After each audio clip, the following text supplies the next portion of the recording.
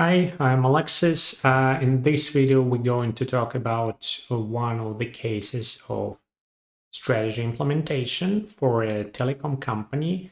And this case is especially interesting because of how the cascading part was done in terms of scorecards for clients. In this case, we had scorecards, SLA scorecards with a lot of KPIs. So this produced the challenges of consistency and auditability. And besides having these challenges, this allowed this telecom to shift from pure performance measurement to more strategic approach, the strategic sales approach using the SLA scorecard they have. If you want to review the case in details, you can find it on our website in use cases section. And a quick introduction about this organization. So it's a telecom. It's it was initially funded by government, but eventually it became an independent organization. It's working in B2B segment, not in B2C. So this B2B implies that they provide service for enterprises, connectivity service for enterprises, and also provide services for internet providers, IDCs. Yes, so in terms of standard strategy implementation process, it was quite typical. Yeah, so the client identified some stakeholders. In their case, important stakeholders were the engineering team, the regulators, and of course, a variety of enterprise clients that required some tangible understanding that their performance of their networking capabilities is done according to the pre-established standards.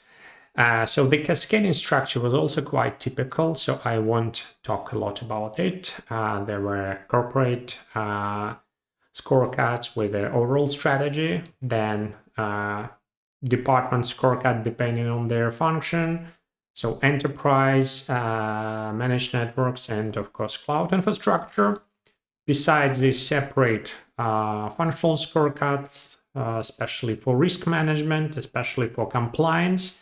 And the most interesting part are the client-facing scorecards with the SLA KPIs. So what was the challenge? The challenge was that having more than 100 KPIs in each SLA, it was kind of tough to maintain all this in a consistent way. Specifically the definitions of KPIs within those SLA contracts, and looking at this from the viewpoint of one of the stakeholders, one of the key stakeholders, in that case the auditors, those SLA KPIs were not always auditable.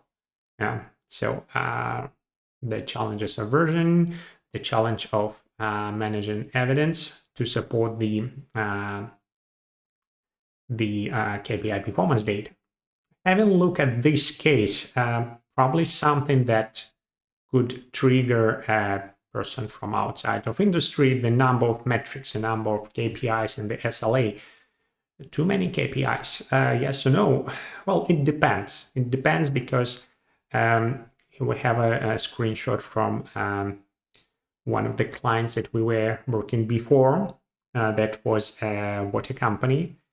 So basically a utility company that had to ensure the quality of potable water in a nationwide delivery network. So they had more than 600 KPIs in their, and there they didn't call it SLA, they call it water reading water rating index, water rating scorecard, but there were more than 600 KPIs. Yeah, so this number is quite appropriate for this kind of this level of implementation.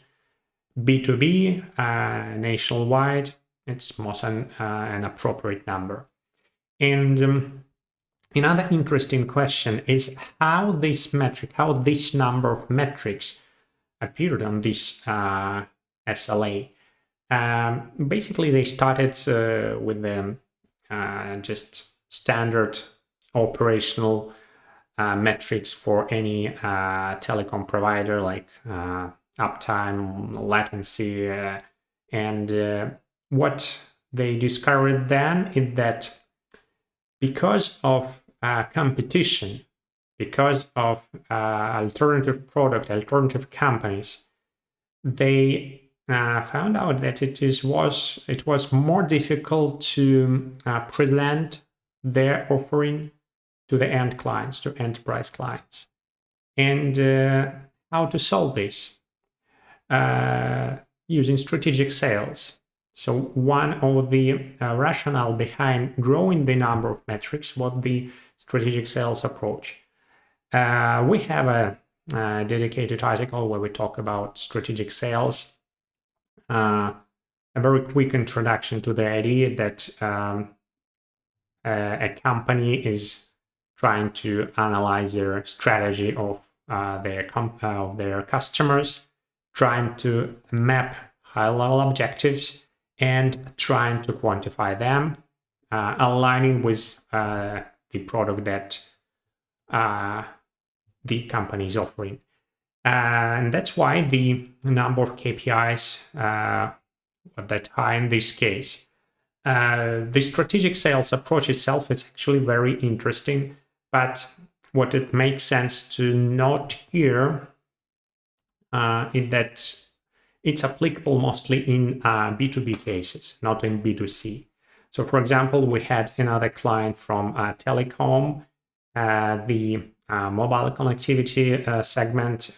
So for B2C, they were not able to use strategic sales approach because people won't listen to the story behind the KPIs, obviously. But for a B2B segment, they also use it successfully. Yeah, so the strategic sales approach, if you're interested in it, you can find some info on our website, but mostly it's for B2B.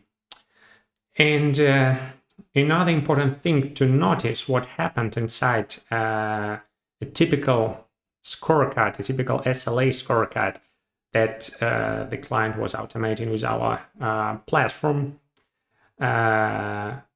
There you could find a lot of calculations, a lot of indexes with the weights applied to KPIs to reflect the different impact, different importance of metrics within this index and in a whole SLA agreement. And the interesting part is that those indexes, the performance of those indexes were used to align that SLA scorecard to, first of all, the inputs in own strategy of the client, and also to align, to present these data in the reports delivered to stakeholders. Yeah, so besides of having 100 metrics in SLA, there was some reporting procedure, but basically for high-level stakeholders, only the indexes, the performance of indexes was reported. Also within this SLA scorecard, we can find a lot of different measurement scales and various optimization functions. So the basic ones, when with the increase of value, the performance increases, or vice versa, when we have to decrease the current value to increase the performance. All this was automated within the SLA scorecard. And now let's talk a little bit about the technical part of implementation. Because what client had, they had all this data available in data lake. If I'm not mistaken, it was Snowflake. But the challenge was to ensure all this consistency when the scorecards, when the SLAs were evolving. So imagine a scenario when you have defined the SLA, you have certain metrics, you have applied these metrics to the clients, and then there is a need to update this SLA.